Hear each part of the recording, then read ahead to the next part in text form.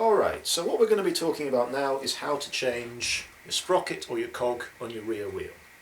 For this you need two tools. You need your chain whip like this. This one also comes with a built-in lock ring remover, and you need a spanner or a ratchet or something capable of removing these nuts here. So this chain, this wheel, this is all about setup how it would be if I was going to ride it. So normal level of chain tension, nuts are done up tightly, and these adjusters are screwed up so that they're meeting against the axle there. So the first thing I'm going to do is loosen these screws. There's one on this side, there's one on that side. So I just reach down,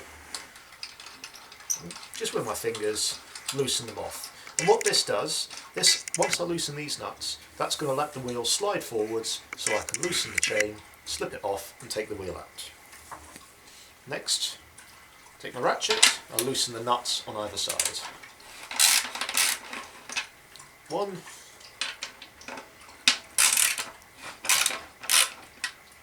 two, slide the wheel forwards,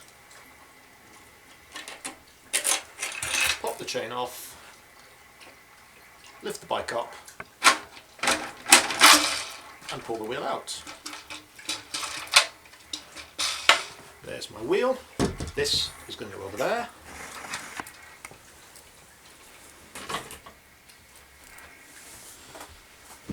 And here we are. Here's the wheel. This is where our chain whip comes in. Okay. Now, if I had a lock ring on this, a lock ring is a little bit of metal that goes here, and you use that if you're riding a fixed gear bike on the streets and you're going to be skidding the back wheel. Okay, if you don't have a lock ring, skidding the back wheel can undo the cog and leave you without any drive or any brakes. Now, we don't want that. On the track, it doesn't really matter because you never skid, you never stop, you just keep pedaling all the time. So we don't have a lock ring here. If I did, I'd use this little hook. I would loop and stick it into one of the holes in the lock ring there, and because it's a lock ring, I push down with my left hand. Okay? Lock ring, left hand if you're stood like this. To take off the cog itself, I take the chain here, I wrap it around the teeth of the cog, like that, and I move the wheel so that this is about 90 degrees and it's in my right hand.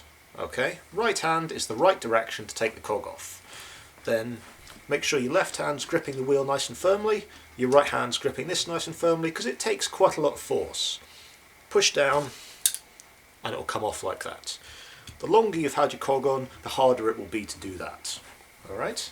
Then, once the first bit's done, you should just be able to spin it off with your fingers, like this, until it comes free, like that. Okay? Then we change our cog. There we go, new cog. Put that back on.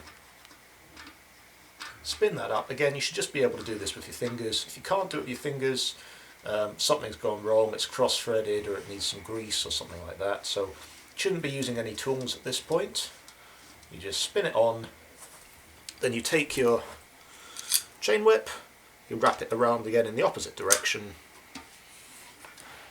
and you just push until it's nice and tight. And that's how we change a cog. Next little video we're going to be doing is about how to correctly put the wheel in the bike and get the chain to the right tension. So if you want to know that, have a little look at that video.